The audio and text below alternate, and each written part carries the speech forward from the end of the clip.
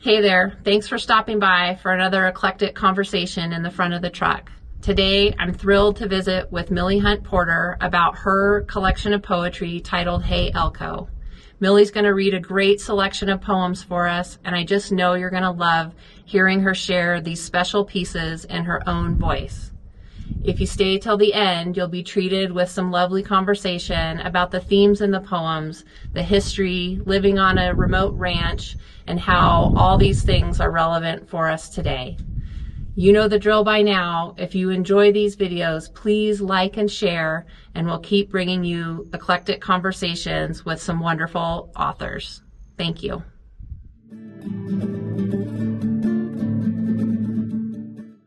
Well, good morning. We're here today to visit with Millie about her poetry collection, Hey Elko, and I'm looking forward to learning more about this book from Millie. How are you today? Very well. We've had a little break in the weather. It's more like spring, a little less winter. Yeah, that's good. That's good. And nice to have spring before it jumps on into summer. I'm looking forward to that. Yeah. One more week at least to spring.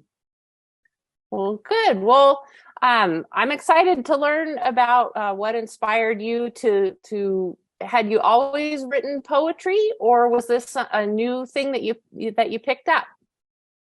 Oh, when I was a little person, before I even talked, or as I began to talk, I just had a tendency to cause pick up words that rhymed. Didn't always make any sense, but I chattered a lot. I was always talking, so I liked the sound of things that went together. So it was something that I'd done all my life at school and for my friends, and for I'd write a poem. So it's something I had done all through my childhood and young adulthood. Now, tell us a little bit about the time in your life when you were living in Elko, and sort of what the surrounding, what inspired this book and at this time in your life. Well, actually, from the time I was in my late teens, Elko, I don't know, Elko seemed close. In my youth, we spent time going to Mountain City, which is between here and for rodeos and events when people did get together. And so Elko was always kind of some place that I did go to where you would do something fun, like a rodeo or roping or dance or something. Yeah. But as a young adult, we moved down to Elko County. Ray took a job down there for the TLACS out of Battle Mountain, but we were the ones that was always in the hills in most of the year. We'd winter, the hard part of the winter, we'd be down at the main ranch out of Battle Mountain. But the other months, another 10 months or 9 months, whatever, we'd be, when the cattle were not in the hills, when the cattle were in the hills, we'd be in the hills. And that made Carlin our closest town, but Elko where you would go for the cleaners and the doctor and all the other things. Yeah. It wasn't far, about, I guess it must have been about under 50 miles. I don't think it was over 50 miles, something like that. So, and Elko then was definitely a cow town, and had been for years. Even when Bruno when this valley up here was shipping cattle, there were times when they would take something to the ship it in out of Elko, because there was a railroad there. I think just a little bit before there was one coming through Mountain Home. Well, and I remember, I mean, when I first started like going to clinics and being around sort of the Buckaroo lifestyle, before you could get gear in other places, I mean, like you had to, if you were going that way, you had to stop at Capriola's, and you had to stop at Elko and go into Capriola's and check out what they had, because you couldn't get those things anywhere else. Right. It was kind of a front. It had always been, an active frontier town. Now, I don't have a cold, but I'm bothered by allergies this morning. So yeah, it's that time of year. Definitely has been this season for us. Yeah. Well, and I mean, the poetry book, I mean, it's a little bit of like a collection of historical poems, but also some sort of, it feels like love poems to a time and a place that might not exist moving forward. What are your thoughts on that? Well, when I wrote the book, it definitely was a small cow town, and now it's a mining town, and it has been written up in magazines as, gee, this is a place you should go live. And of course, that is usually not a good thing if you want a small town, if you're satisfied with a small town. So and the book has sections where there's yesterday and today and tomorrow, as is how it's billed in the first place. So it does start with history, and it starts with that older generation and moves into the little people in the tomorrow. And I was enjoying, when the book was published in 1982, so I was enjoying some of my first grandbabies at that time. So there's special poems about really special people in tomorrow. And now I have great grandchildren that are just as much fun. Yeah. But, so it kind of all plays together. And I was really fortunate when I wanted a foreword for the book, I talked to Charlie Van Norman, who at that time, my eldest daughter, Jerry, had married Bill Van Norman. So this was her father-in-law. But he was a rancher and a little bit older than he was one of the people who went to World War II. And I was the one who read about it in the paper. So he was an older person that I respected so much, and he already had so much history of Nevada and had been living there. He not only had a cattle herd, but he was really, really interested in horses and their performance, and just getting into where more people were following bloodlines, and he was involved in. He could quote the registrations. You couldn't believe it. You'd tell him what a horse that you had looked like or acted like, and he would tell you the bloodline on both sides. And he'd usually, he'd usually have it down pat. Wow, that's pretty incredible. Yeah, he was pretty interesting to be around. Now, did you do the drawings in the book, or did somebody else do those? I have a special friend whose name was Molly Pierce, and Molly had been she's a sister of Susie Baker, who became pretty well known as an artist. But in Molly's gift was cartoons, and she did some really, really cute work. Yeah, they're really a nice complement to the poems. Yes. And to do this, we studied some of the photographs that were in the museum, and I had a lot of, in the research, I had help from the ladies that worked at the museum would suggest, well, read this, or here's something to share. You might get an idea out of this or that. Yeah. So that was very fun, just to work with them, because they were so cooperative and interested in their town and county and history. So that was fun. Yeah.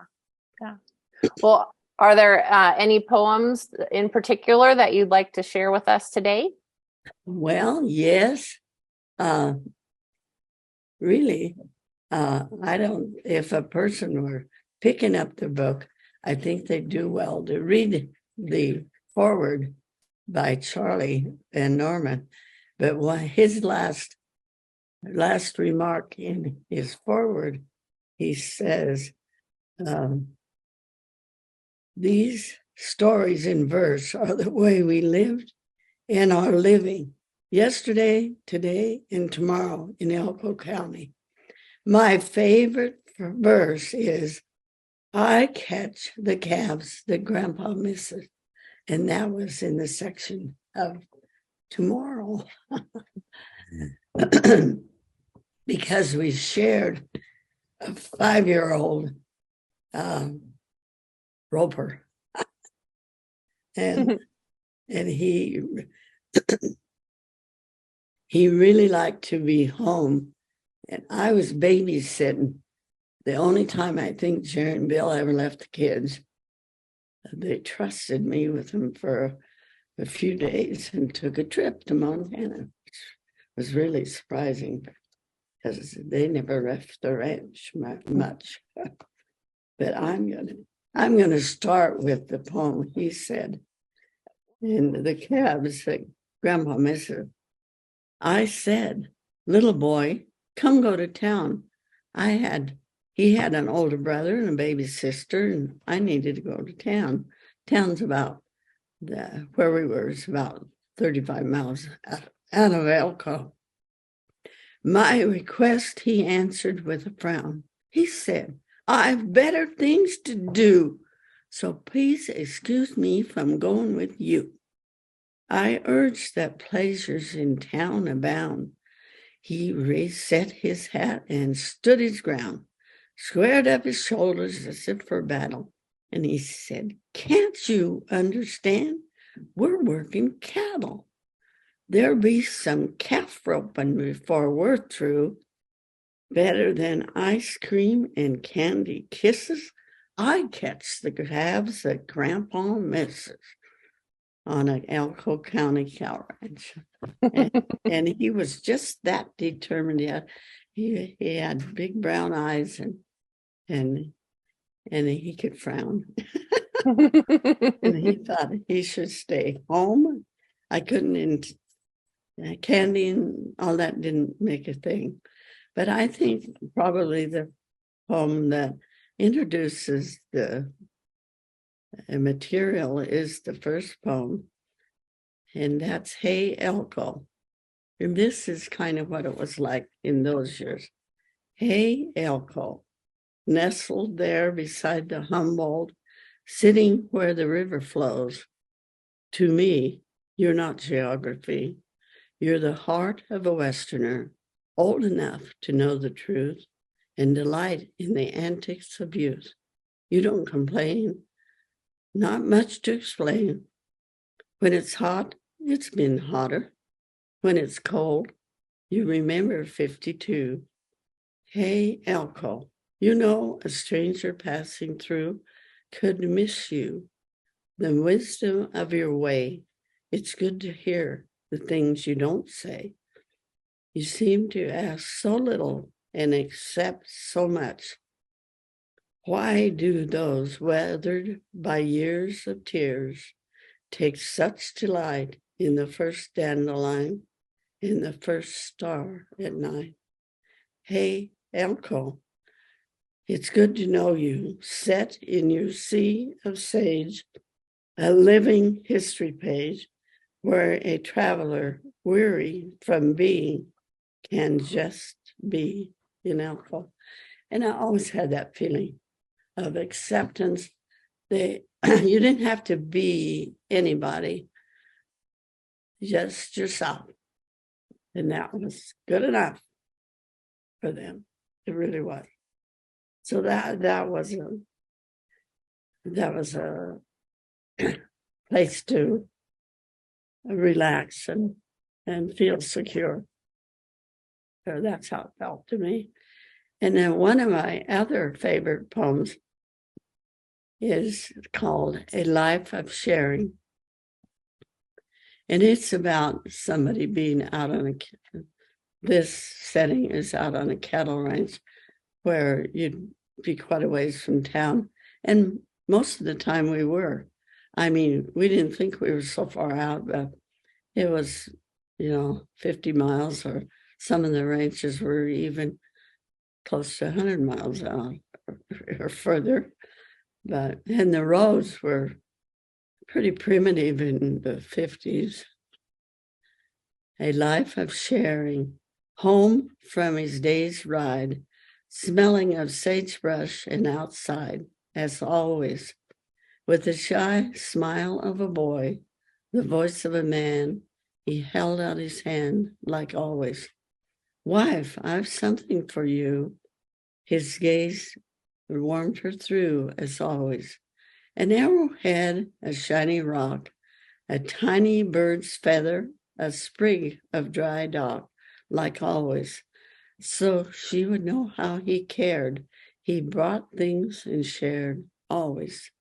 Through the years he brought Indian paintbrush, purple bottles, fish he caught, sharing always. An orphan fawn, a crippled duck, a little lynx kitten down on his luck, caring always. He'd been to the Navy in his single days, seen big cities in foreign ways, but always his soul had belonged in the land of the sage. Cities to him were like a cage, and always he was thankful she'd come to share his life, this wonderful woman he called wife for always, out in Elko County. And it was interesting to me in later years that I was with some younger gals in the end of the 1990s, and they was reading a journal where the man had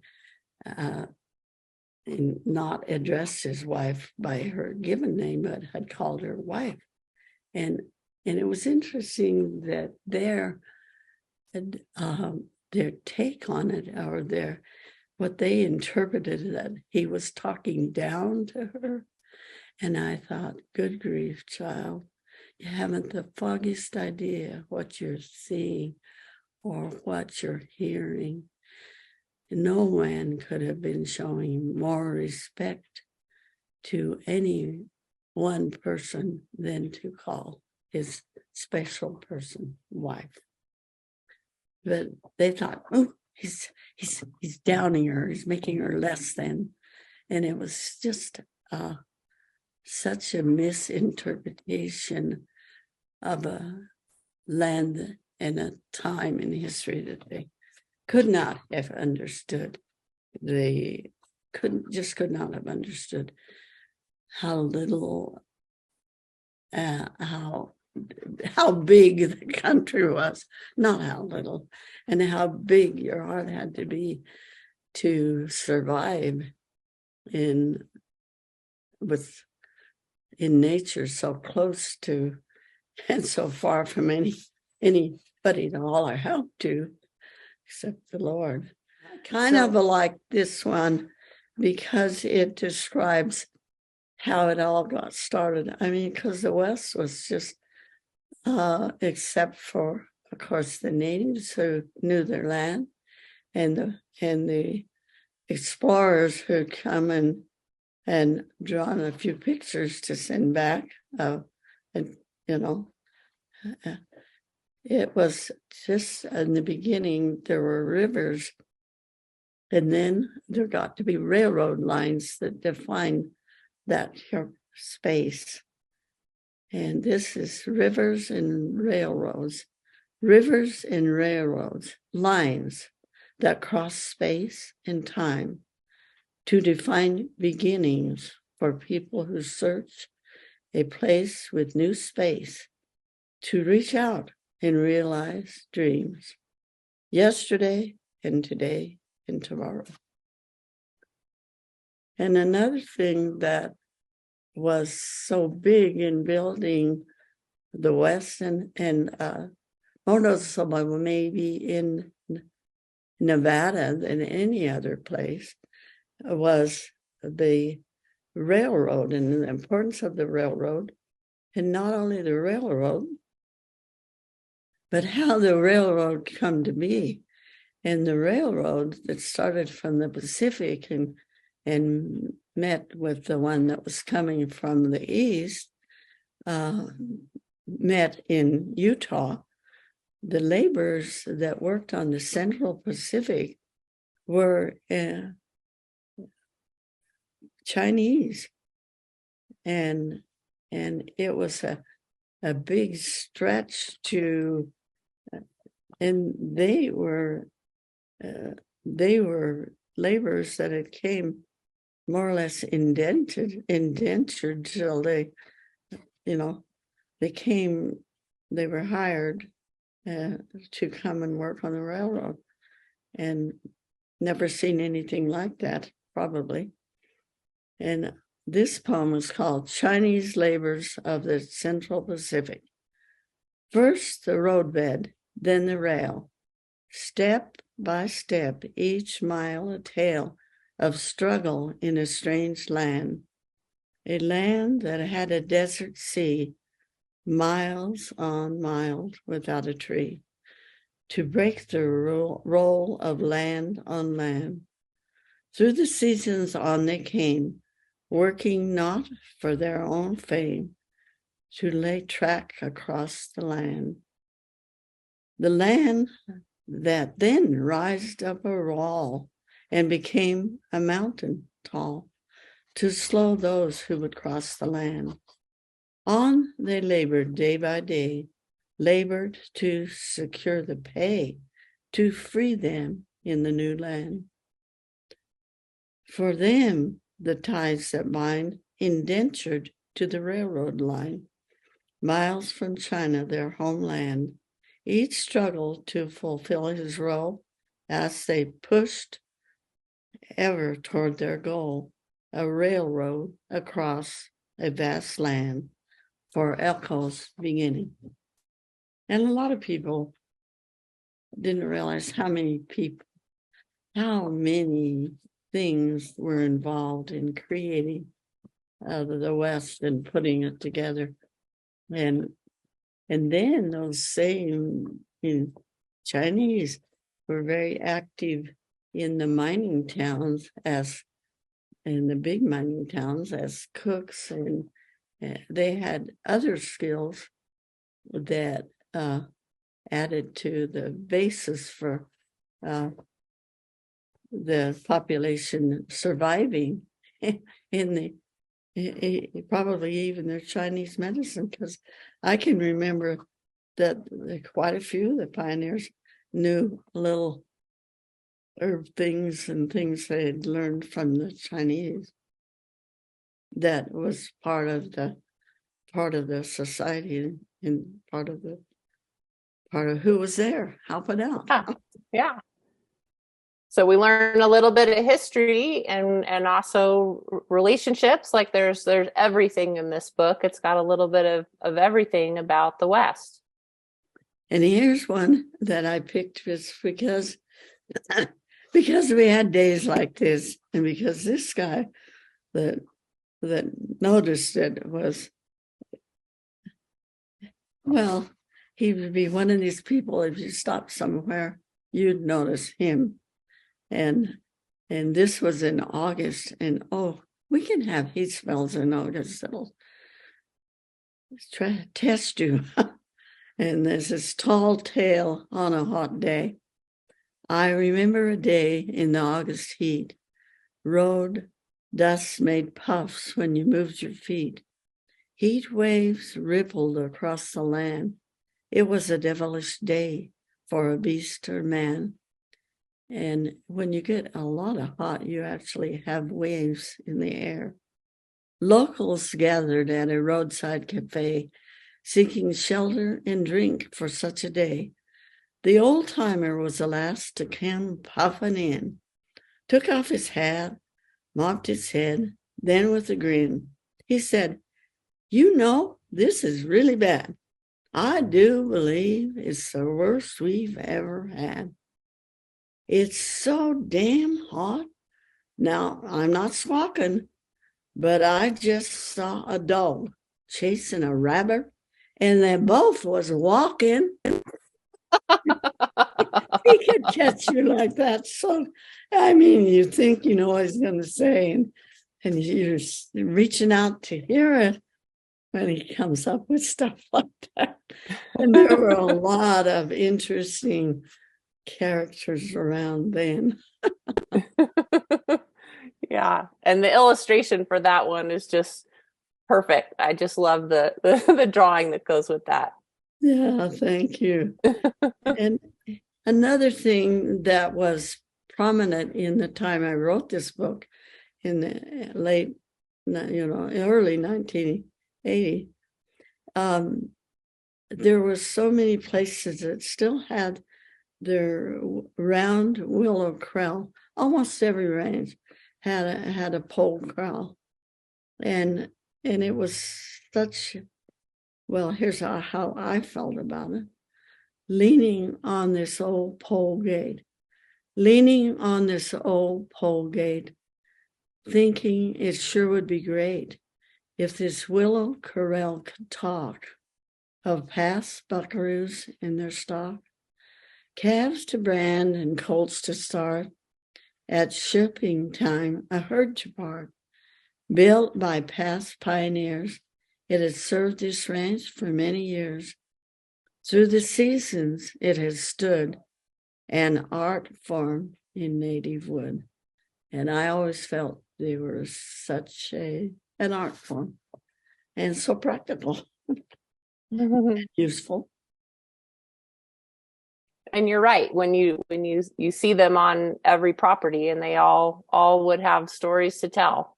Yeah, it would have been so interesting to look back and hear some of the stories. And this, I think, was one of those days that the desert, that big wide country over there,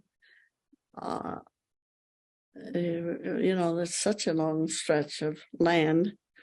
And this poem came to me there.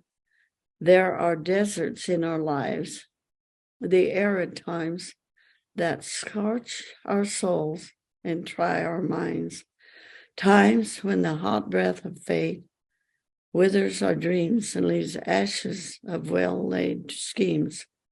In those times of desperate thirst, of withering hope and dying love, we scarcely cope. We struggle so to make our way, to face the day. We need to think, to stop and pray in Elko. And the vastness of the land pretty much secures that you do realize your connection to such a need for your maker. This didn't just happen. Not all that. And a lot of people that I would meet would say, "What?" And they would ask me, they asked me, what do I see here? Why would anyone want to be here? Here, so far from everything, from telephones and bells, doors that ring, far from city lights and civilization, here in the backyard of a nation. If they looked around and still don't know, I'll just tell them, I'm too broke to go. If they're never going to understand, you just give them a dumb answer and go on. I think that's about all you can do. Mm-hmm. But anyway, that was my today. I started in the section today when that poem, because I would have people say, oh my gosh, it's so far from town, and it's so far from this, and it's so, but anyway. Another one I wrote because there were people that would come through there and felt this way about it. And this poem is called, How Could Anyone Live in This Place? In a small campground at the edge of town. For the night, a couple closed their travel down. The wind was moving some soil around. There was no grass blades to cover the ground. They sat in their camper with the curtain drawn, lamented, it's a pity there is no lawn. The wind went to rest, and the stars came out, and the moonshine made magic all about. On a distant hillside, a coyote howled. Through the river marshes, a bobcat prowled. Children of nature walk free on the hill, not too crowded for people still. Downtown, with the close of the working day, came miners and cowboys loaded with pay, friendly, joshing, and ready to share a drink or a story with all the folks there. With their day's work over, town folks came out, watching the tourists gambling, bumping elbows, and wandering about, alive, lively, living, hillside and town, with history and mystery where magic abounds. In the campground, the woman made a disgusted face, asked her husband, now tell me, how could anyone live in this place? You know, and there's always people who I'm sure do that wherever they are. One poem I wrote in here I won't read, but if you pick up the book and read it, you'll probably realize. But I wrote a poem called Mom Rides the Reject. And on the little smaller farms or ranches, they weren't farms, they were ranches, but their main product was their livestock, their cattle. But almost every ranch, they had a variety of horses to ride, but usually everything was left except the rejects when on the days that Mom had to leave, needed to leave the kitchen and go out. And I wrote a poem called Mom Rides the Rejects. That one really made me laugh. Yeah, because that's usually what got left for Mom to ride.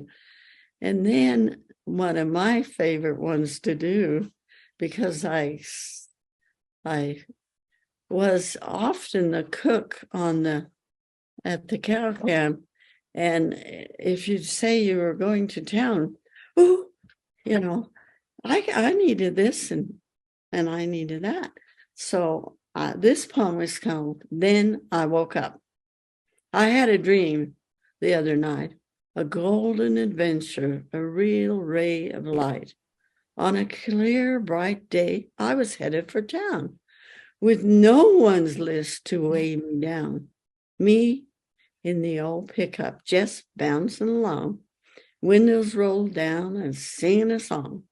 No parts to pick up, no grub for the cook, no letter to mail, returning no book, nothing to the cleaners, nothing from the vets.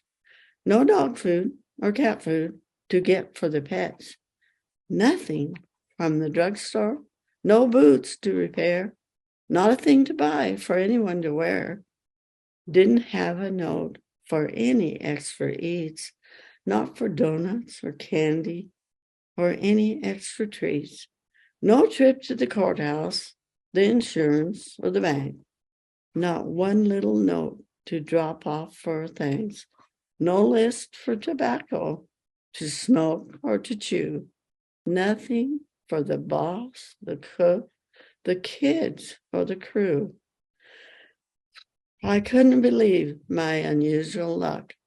Then all too quickly I woke up out on this Elko County cow ranch. And it was pretty much like that. In the 50s and 60s, well, forever.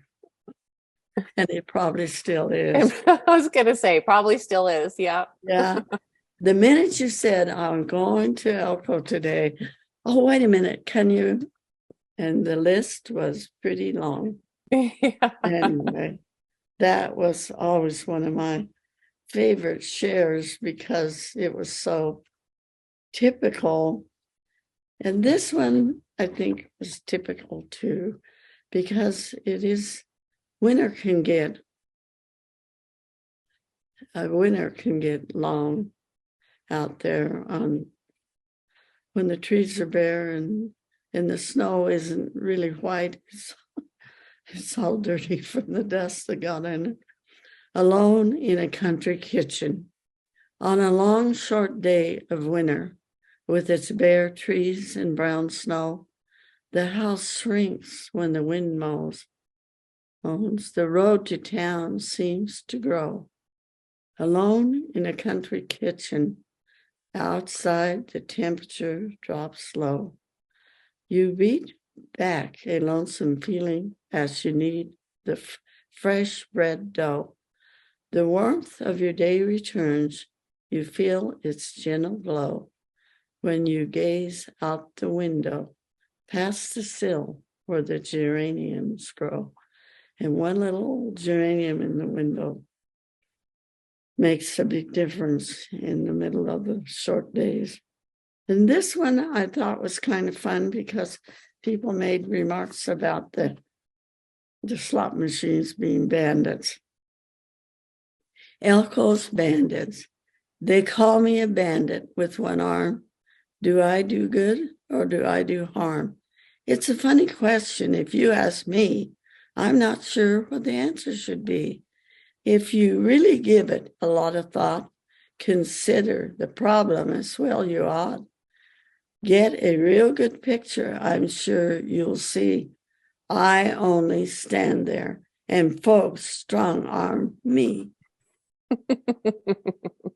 Nobody made you pull that tree. But this is one of my favorites because I had this experience one day. I was visiting with a gal and it was always so good to get to go to her house. She was such a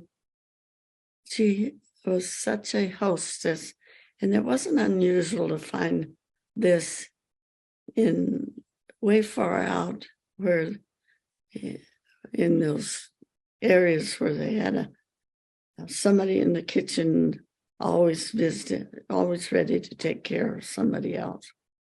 The highest gift is the name of, in a quiet time at the close of day, with the household secure, all the chores tucked away. She boiled the water to make our tea. We sat and talked of art and poetry. The kitchen sounds a background made. Many gifts and talents of friends were relayed. I wish I had talent, she said with a sigh. I was caught by surprise and didn't know why. Then I realized she just didn't know. She has the gift we all treasure so. Hurt or happy, we go to her sharing because she has the gift of unlimited caring. Of all gifts and talents that come from above, I count the highest the gift of love, especially the love shown in an Elko County country kitchen. And it is pretty special. And then moving right along, I think this was typical of that generation when I was down there. A lot of guys I didn't even know by a real name because they all often had nicknames. It's called nicknames. There's something about working together on a cow drive or cattle gather gives an extra closeness to the crew, often leads to nicknames before it's through. Many a person has been named for life in the midst of the dust of the daily strife. There's been Hungry, Pee-wee, and Dusty, Old Whiskers, Shorty, and Rusty, Twister, Banker, Frank, Sourdough, Slow Joe, and Hank. As the big job comes to an end, often you've made a lifetime friend out in Elko County.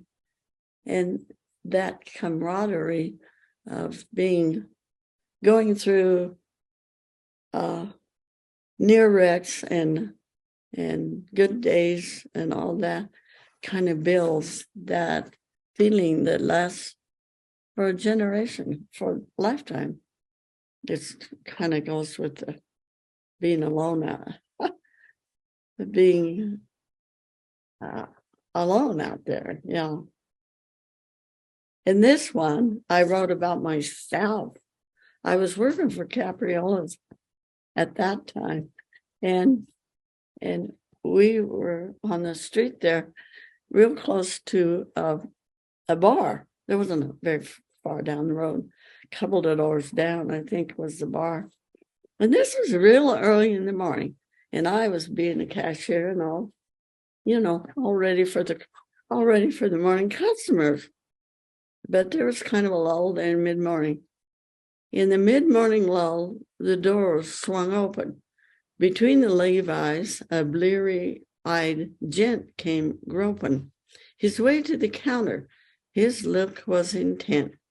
To complete his mission, he was hell-bent. The last few steps, he tried to walk straight and tall, laid his arm on the counter and said with a drawl, "Yes, sure is a fine place, ma'am, you have here. I'd be most pleased if you'd serve me beer." The clerk was caught in a moment's surprise. This fellow was having trouble with his eyes. It was quite obvious, he seemed to think. He was in a place that served food and drink. Very nicely, the clerk tried to explain. She hoped this fellow would not long remain. "Sir, we don't sell food and drinking here." But he answered, "That's okay, lady. I'll cash to buy my beer." Out in Elko. I bet you guys had a good laugh about that. I was kind of taken back. Really. But it wasn't very far to the place he wanted to be. And then during that time, there was all kinds of transitions in my life had happened during that time.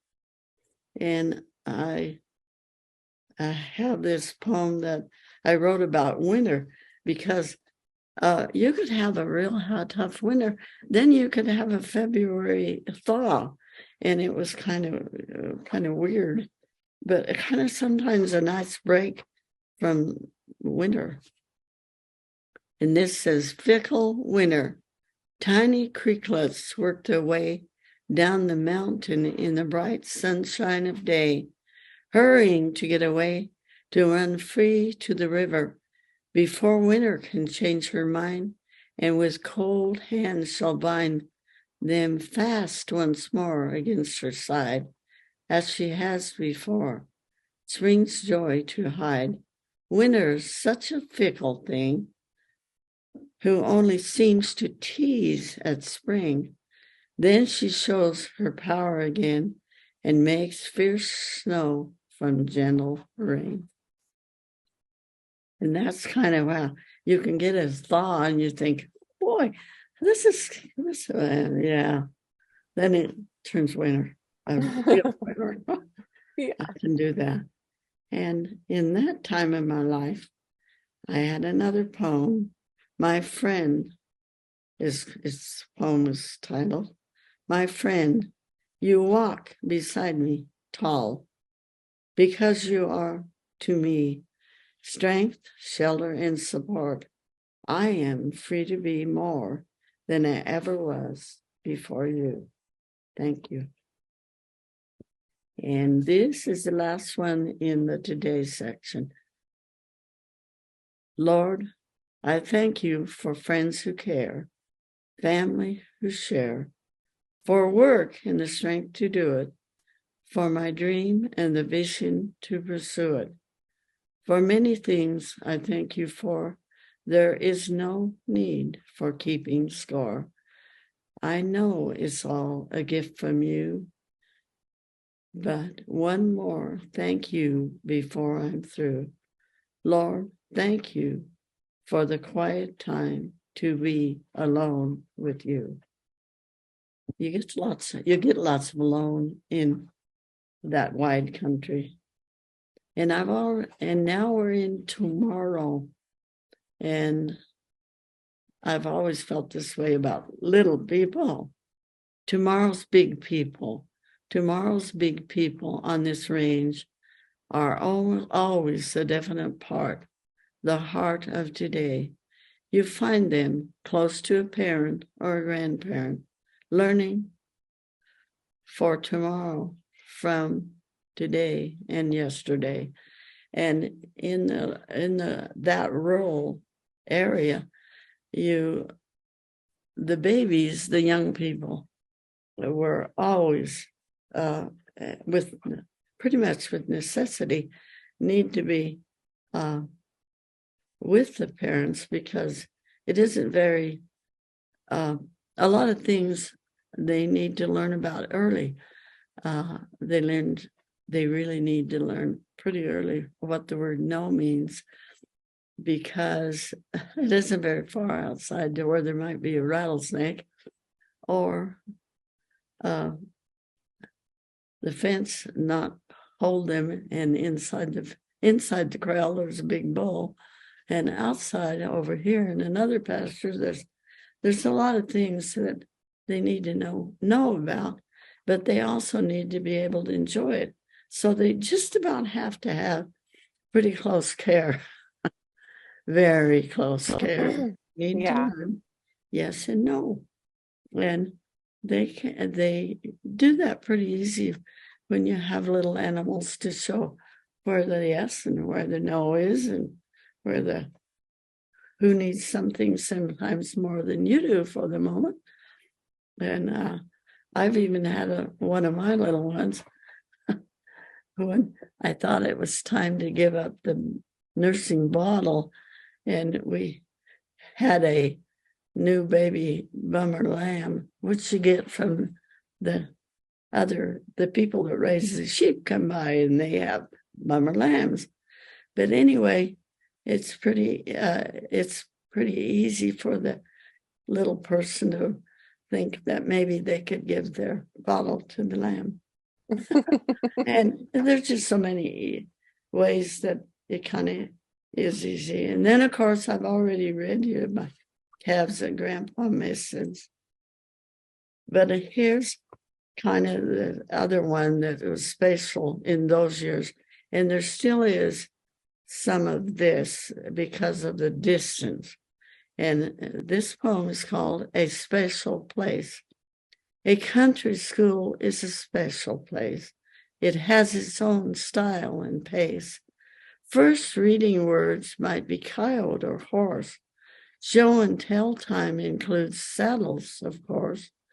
Math problems may be just how to count cows. Using range problems for all of the house. Subtract for the taxes, the banker and feed, fencing and haying, and all that cows need. On the playground might be an occasional rope for some extra practice, better calf roping the hoe. It's easy to see why a country school has a slightly different structure and rule. Surrounded by sagebrush many miles from the city, building on their many strengths with self-pride, not self-pity. Practice for a track meet might include jumping brush. Racing around badger holes causes one to really rush. They live in the country and learn about town, the state and the nation, the world all around. The school is the center in their growing world. From grade 1 through grade 8, their own banners they unfurl out in Elko County. And that there's still a need for country schools. And then one more thing that's significant and never to be missed in Elko is the Basque heritage, because there's a lot of Basque and always has been since the beginning of Elko. And this one I called Basque heritage. He was 2 years old when first we met. His eager young face I remember yet, cupped in his hands for his nightly prayer, so eager and earnest as he knelt there, asking God's family blessings for the whole family, baby, mama, daddy, and big sister, age 3. He'd bless everyone from the grandparents to the pet frog. And in closing, he'd bless Poncho and Poncho's dog. I watched him grow from a babe to a boy, full of energy and life and a spatial joy. He told me once with a voice full of pride, "You know, I'm half Basque on my daddy's side." As he grew up, he learned from his family the customs, the culture of both sides of his tree. With me, he shared his chorizos, showed me la jota, and when a young boy, how he could drink from the rota. Now that he's grown, he has the fun of sharing his Basque heritage with his son in Elko, and he stayed on in Elko and is still. And that, with the exception of one more, because it really explains, little kids start showing their horses when there's a class at the Elko Fair for the under 8, and then there's a class from the 8 to the 12 and 16 to back to 12. So this is my firstborn grandchild, and he's still riding horses and raising horses. And they've been having a Van Norman and friends horse sale out there with an Elko for about 27 years now. But this was his first horse show. We asked him about it. He said, "I just don't know." He couldn't decide if he wanted to show. His old cow horse was ready. He had all the right gear. His bridle was polished. Concho shone like a mirror. He wore a clean shirt and a neck scarf from his hat brim to his boot toe. With his chaps and his spurs, he was dressed for the show. His first year of school, he'll be starting this fall, all mounted and ready. He did look kind of small. His dad said, "Now, son, I want you to know, if you're not sure about it, you don't need to show." He squared up his shoulders, said, "Working cows is great. What bothers me, Dad, is that figure 8. And every once in a while, that figure 8 still bothers him, I think. But anyway, And I have one more. This is another grandson. This was Troy. And that one was Ty. His circle hat. You can tell by his by his hat. You could tell by his hat. He had a collection of hats, that little one did. They didn't all fit the same, but you could tell by his hat how he'll spend his day when he's up and out, all ready to play. There's a football helmet and a baseball cap. His construction hard hat, minus the strap. There's an old straw for farming, a new one for town. His rodeo hat with a punched-in crown. They're all good for playing and let's pretend. But when that kid stuff comes to an end, when Dad needs his help with the cattle drive, he has just the right hat to look more than 5. The felt in the old gray is pretty good stuff. It's been around for years when the going gets tough. Passed on from a generation ago, the old hat is sure not much for show. It's a mite too large for the present hand, but it's held secure by a leather chin strand. If there's a real big job for needing done, his circle hat's his favorite one out in Elko County. And that's about the close of it. But there's one little one that I think is typical of that time of life for me too, because it's called Yesterday, Today, and Tomorrow. Today I sat over coffee in a small cafe at the edge of town. With friends, we talked about our grandparents and parents, about our childhood and about our children. Retold stories our parents told about their parents. Rehearsed stories of our childhood we'll soon be telling our grandchildren. And now I can add great-grandchildren. And we still do that in a country cafe at the edge of town.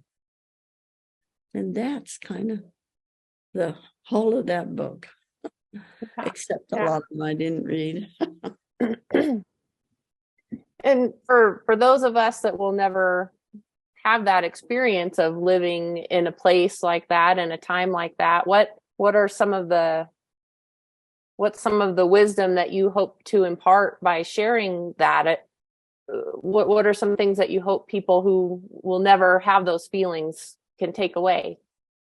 I would hope that the younger generation could realize some things they think they need. They probably don't.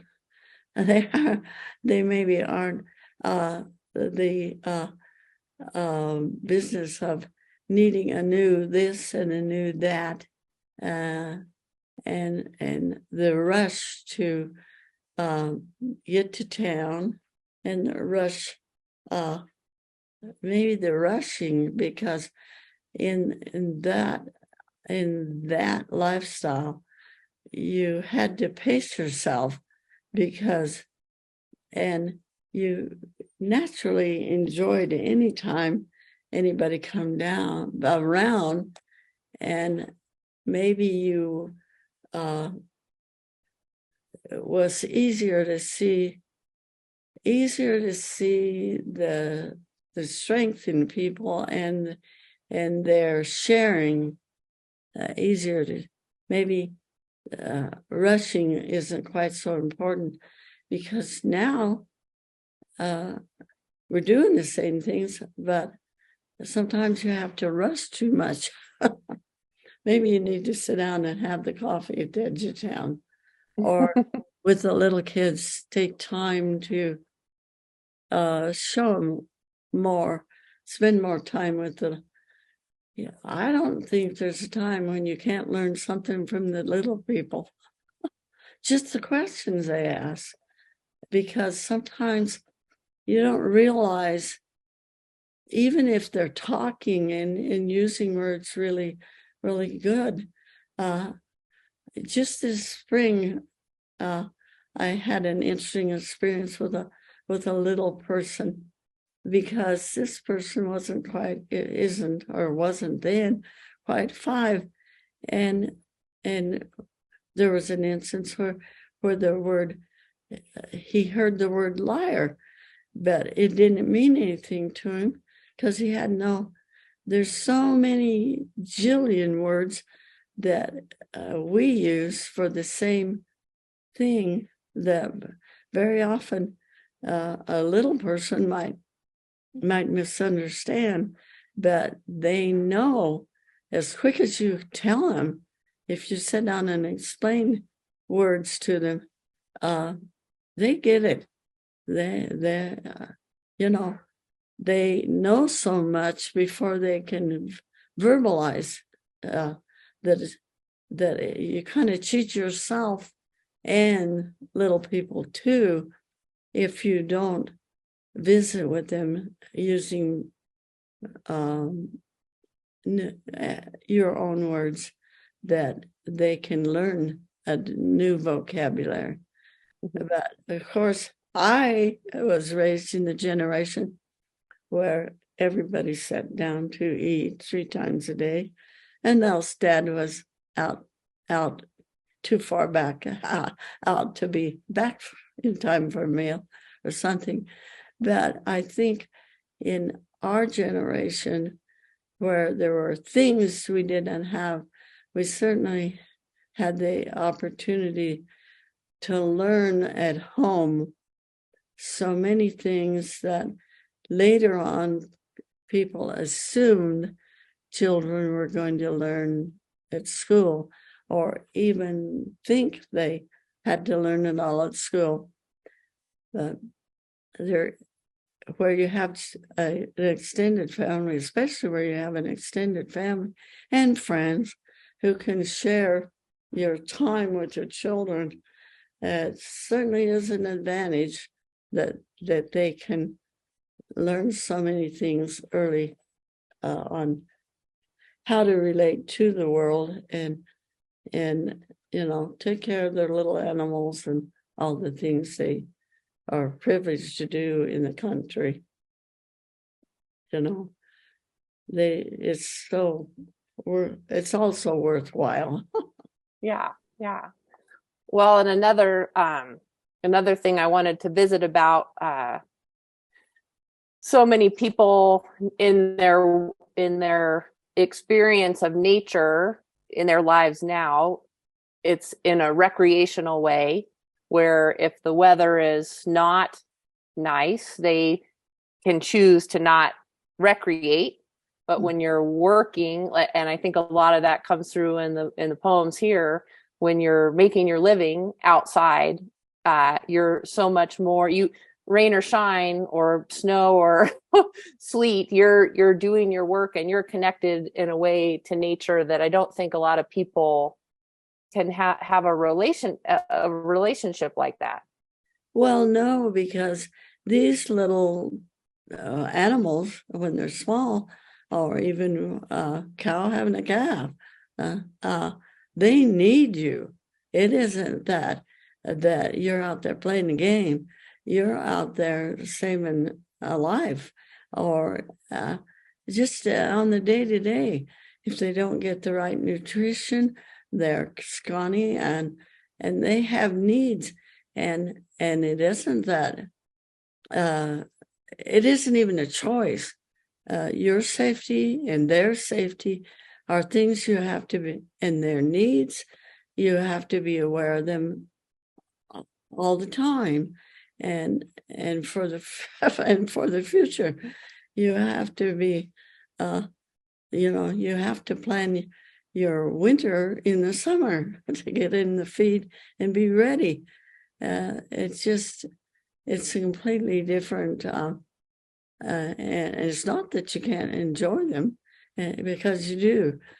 And sometimes you make real pets out of some of them, or even one of my granddaughter had a special a special calf that was special, you know. He was a needy calf, and she fed that calf for, you know, if she was hungry and the calf was hungry, she fed the calf, and then she went and ate, of course, because it was something she cared about and was involved with, and you know, it was part of what's part of her life.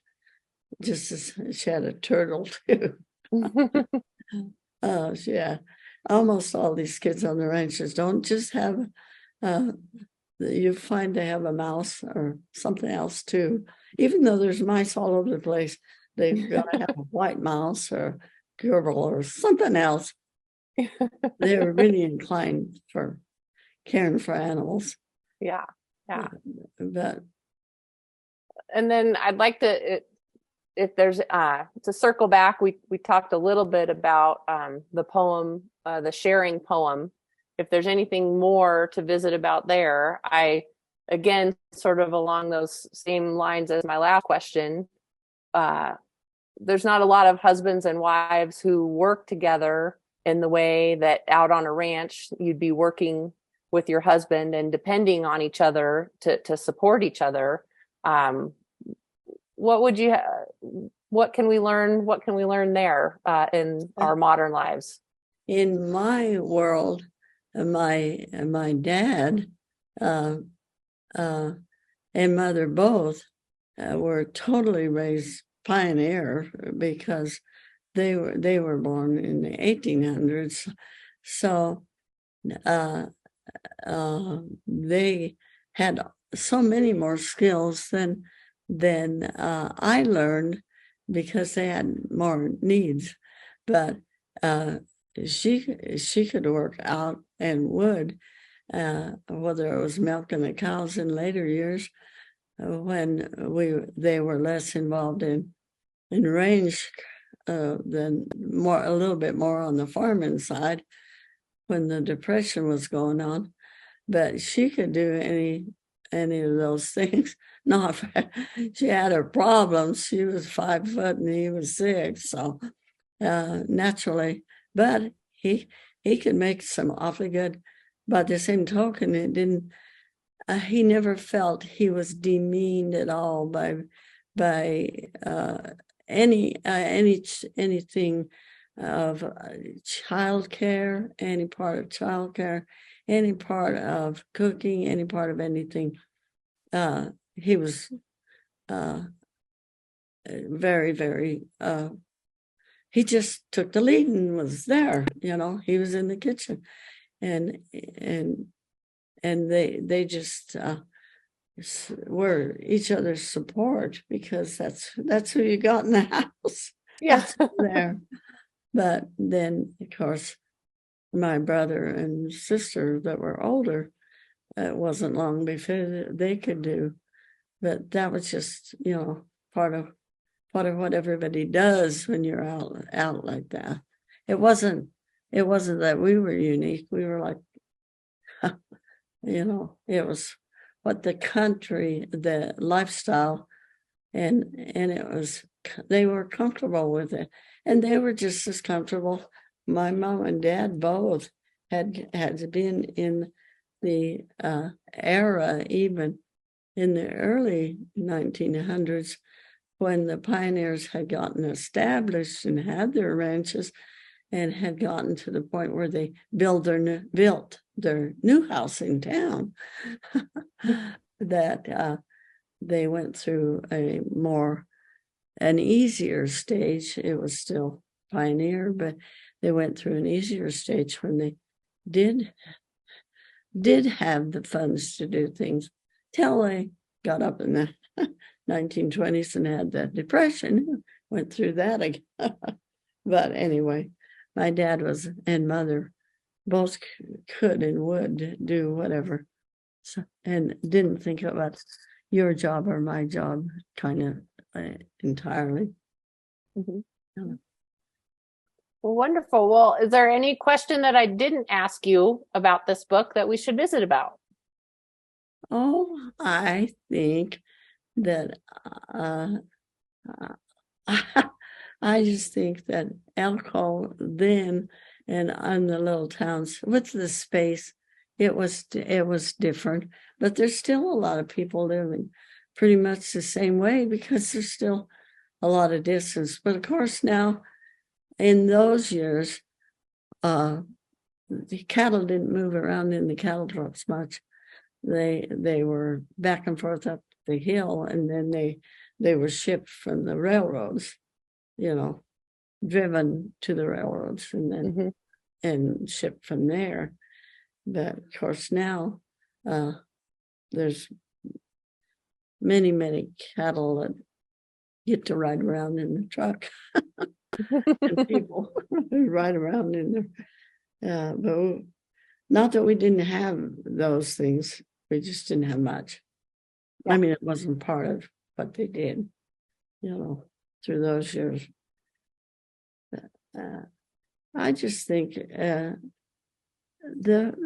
and they're still, when they get together, they, people help each other. I think you keep that. If you're raised to it, you just naturally say, if somebody's on your door, you say, come on in. I mean, you just do, because you've been doing that all your life. You're not you're not standoffish about it. But I think a lot of people don't understand as much as they could about the stock, because there are people that think, oh my, the stock is ruining the land. Well, that is something that they need to study a little closer. Because and the weather keeps changing. We keep having different, but we have always, had our big winners and our different, it's not just cut and dried that this is what we do. We kind of like Tom. I still go back to thinking about Tom Dorrance. He was always saying, adjust to fit the situation. And you still gotta, if you live in the country, you better figure on adjusting.